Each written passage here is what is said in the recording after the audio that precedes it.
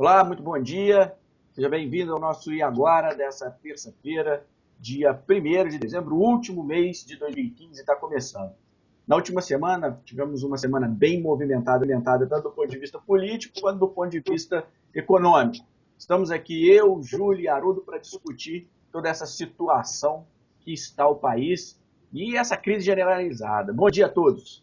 Bom dia, Lobo. Bom dia, Haroldo. Bom dia, Globo. Bom dia, Júlio. Só a pessoa que nos acompanha aqui nem agora, o Júlio está via telefone, né, Júlio? O Júlio está fora da base dele, está fazendo via telefone. Eu queria começar a nossa pauta aqui, não podia ser diferente, que é com a prisão do Delcídio, né, que é o líder do governo dentro do Senado. O que muda para o governo com essa prisão, hein? Olha só, a impressão que eu tenho em relação ao Delcídio, o Delcídio realmente foi muito desastrado, falou demais aí nessas ligações, nessas gravações que o Bernardo Severo detectou, mas a impressão que eu tenho é que o Delcídio virou boi de piranha nessa história toda, porque há evidências muito mais gritantes, ele também está envolvido, mas há outras evidências gritantes, e o PT todo tentou cercar, blindar certas personagens aí do partido nos últimos meses e anos. E em relação ao Delcídio, realmente, o PT caiu em cima, né? Jogou o Delcídio para os jacarés e realmente eu fiquei impressionado com a postura do PT em relação a ele. Pensei que eles fossem defender mais o cara, pô. Bem que não tem defesa, né? Ele falou um monte né? Jogou tudo no ventilador. 1h40 de gravação. Não tinha o que defender. Era muito evidente, né? Quando é uma prova tão cabal como essa, é muito difícil você inventar, né? Foi montagem. Não foi montagem, estava ali. Então, realmente... Agora, assim, o que me parece, o Júlio e Haroldo, isso complica a vida do Levi, porque eu era o principal articulador do governo dentro do Senado, era o que encabeçava, pelo menos, uma negociação maior para aprovação das medidas necessárias para tentar, pelo menos, implementar um ajuste. E o que aconteceu em seguida, uma reação do Planalto em seguida, foi esse chamado shutdown, onde vai ter um corte do cargo de 10 bi, porque Dilma já imagina que enfraquecida não conseguirá aprovação para mudança na lei de responsabilidade. Né? Eu acho que ela já está engolfada aí em mais um pedido de impeachment, em mais um desrespeito à lei de responsabilidade fiscal.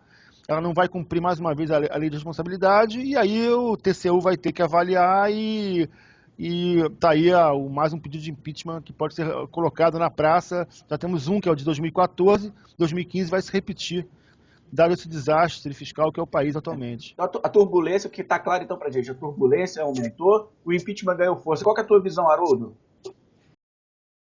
Previsão é que eu estava lendo outro dia até aqui sobre uma entrevista de um empresário e ele falava que o grande problema hoje, o maior problema é a falta de confiança dos agentes. Então, toda essa instabilidade faz com que as empresas não investam.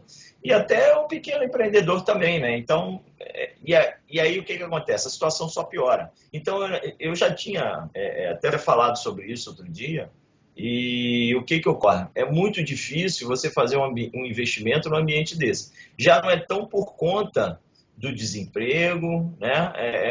Ainda que ele influencie, mas a instabilidade política que está matando todo mundo. Então, assim, esses caras têm que, ou que vai para um lado ou vai para o outro, a gente tem que decidir, porque senão aí a gente fica travado. Então, nem é o pequeno empresário que não vai fazer investimento, porque não sabe o que pode acontecer, é o grande empresário que não vai investir, porque esses daí são grandes somas, é um investidor internacional que não bota dinheiro aqui dentro porque está receoso. Então, isso tudo gera um ambiente muito ruim para os negócios.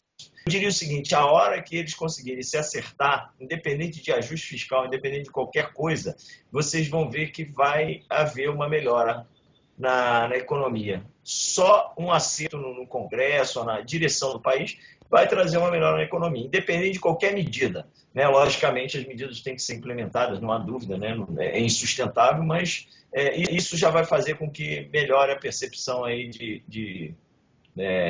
percepção do investidor. Para o investidor, o que aconteceu no cenário político já está refletindo no mercado. Por exemplo, o dólar e os juros futuros já voltaram a subir. Com isso, o Tesouro Direto já está tendo as suas taxas elevadas. Ou seja, a gente está vendo um aumento da volatilidade. Então, para a nossa audiência, para aqueles que nos assistem, que são conservadores, muito cuidado com os papéis pré, porque essa instabilidade deve afetar a precificação desses títulos, correto, Júlio? Correto, correto. A demanda por NTNs, né, vai ser um pouco abalada.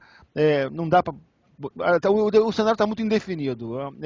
A questão é política, a questão é jurídica, não é mais uma questão do jogo político também. Eu acho que é uma questão agora dos escândalos se sucedendo e paralisando, já está paralisando a máquina pública, o governo. Não é um escândalo no Congresso, não já está paralisando realmente o governo, já está ali na porta do Planalto. Então, isso está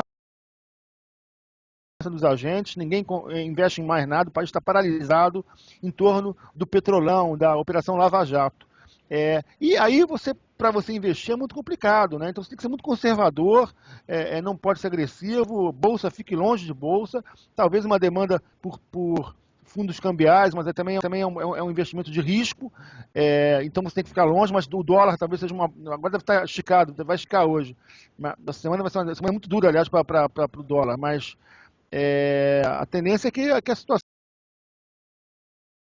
se o governo, se o Levi tem condições de avançar no ajuste fiscal, porque ele está totalmente com as mãos atadas dada a crise política que a gente está vivendo agora, e já é uma questão de polícia também, já não é uma questão política também, né?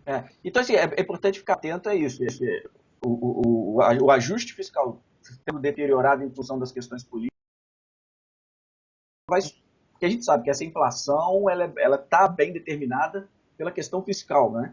A gente pode, então, Júlio, pensar que o índice de inflação para 2016 possa sofrer pressão para cima, e se isso acontecer, o ideal para o nosso investidor conservador é manter em papéis fixados, indexados, né, CDI ou Selic, que seja, ou atrelados ao IPCA. A questão da inflação, hoje é uma inflação de expectativas, né? Administrados, tem a questão cambial impactando também os insumos importados, mas eu acho que há uma atitude defensiva dos empresários, de alguns agentes, em remarcar custos, dar a pressão de custos de insumos importados, enfim. E aí a questão de o que vai acontecer amanhã. Então eu vou me defender, eu vou reajustar os meus insumos, porque eu tenho que manter uma margem aí defensiva. Essa é a postura dos empresários. Então, acho que a inflação atual ela tem um forte componente expectacional. Deterioração das expectativas de tal monta que os empresários começam a custos aí e repassar para preço final. Beleza.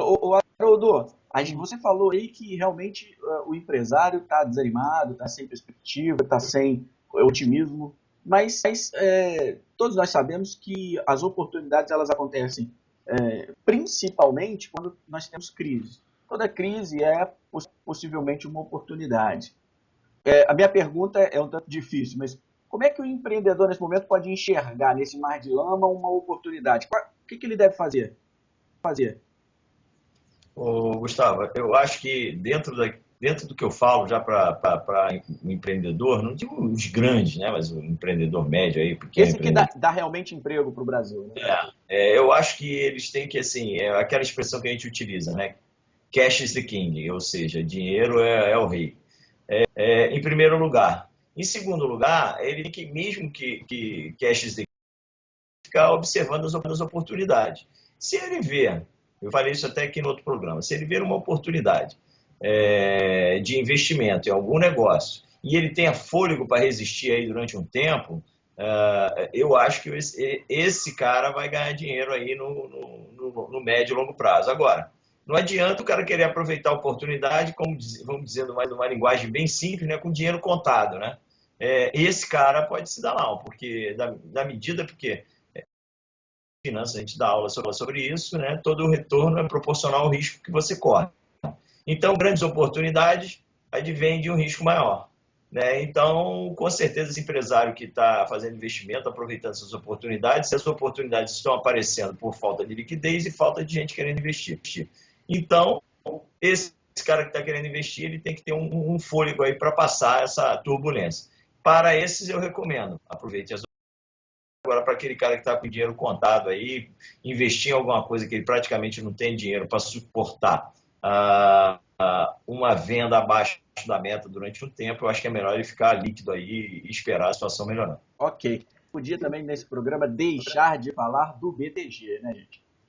Foi uma grande surpresa para a maioria, não esperava, pelo menos, a suspeita do principal dono do banco envolvido na Lava Jato.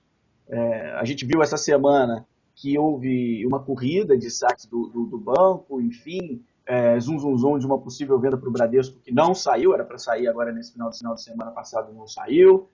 O BTG anuncia já a venda de participação na Redditor. Enfim, tem mais coisa que o BTG poderia vender e tal.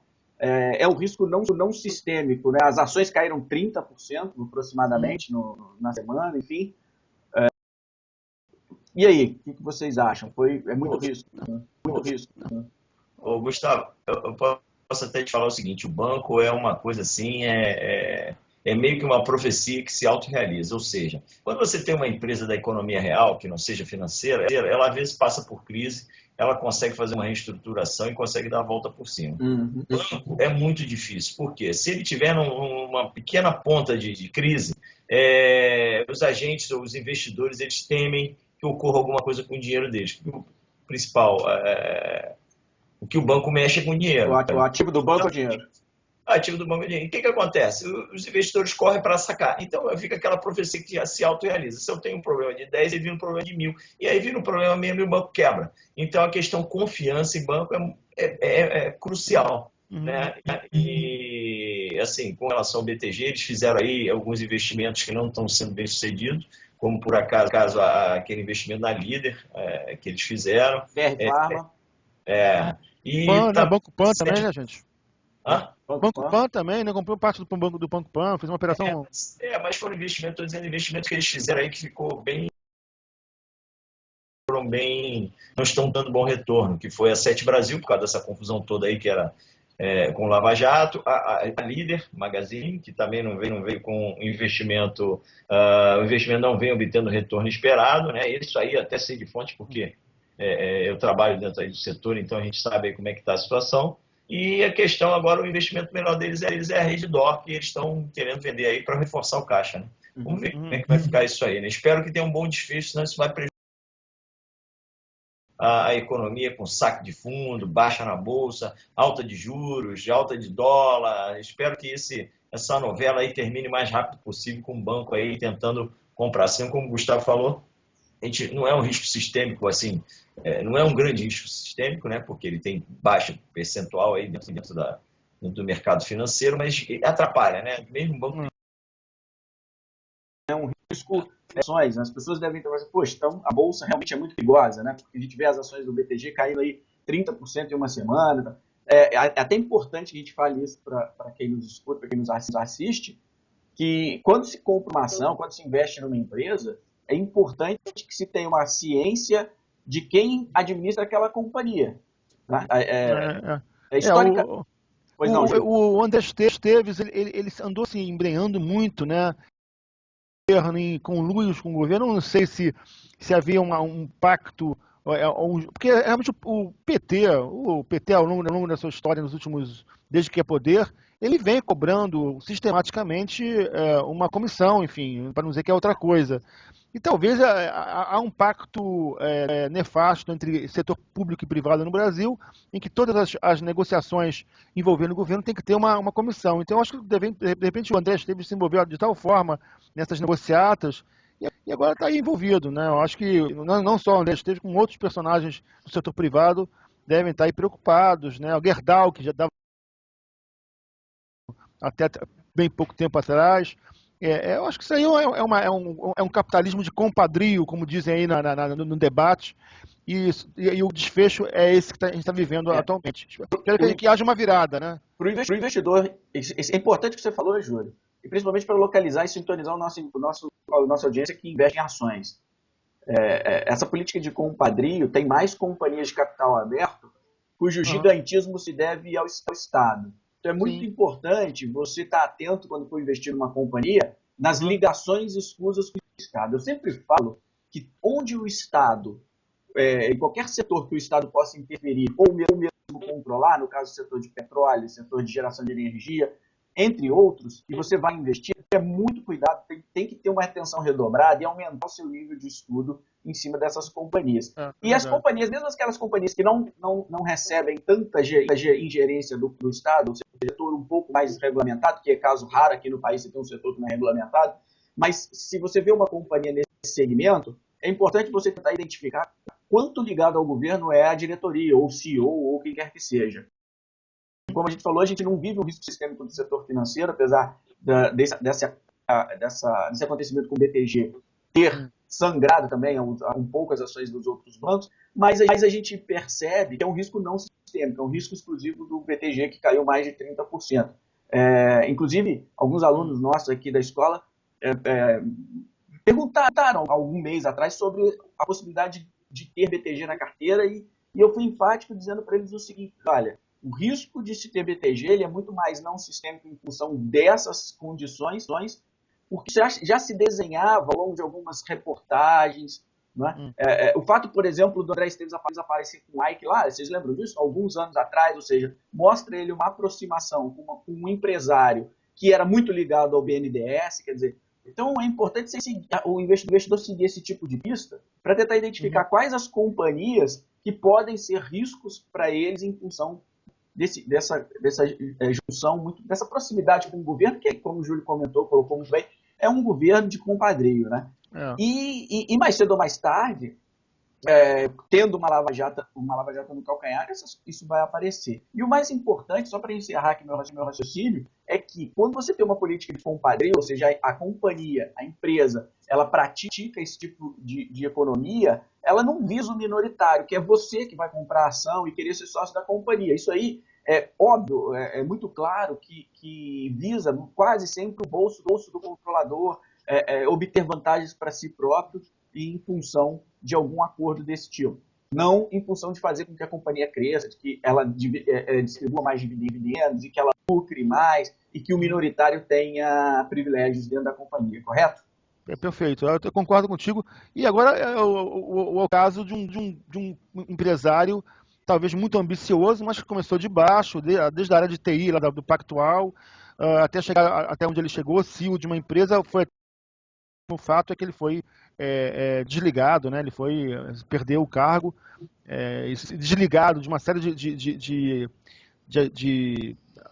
áreas de influência do banco. É isso então, senhores. Obrigado pela participação. Foi realmente muito proveitosa a nossa reunião de hoje. Tá bom. Um abraço, Lobinho. Um abraço, Júlio. Um abraço, abraço, queridos. Valeu, um abraço.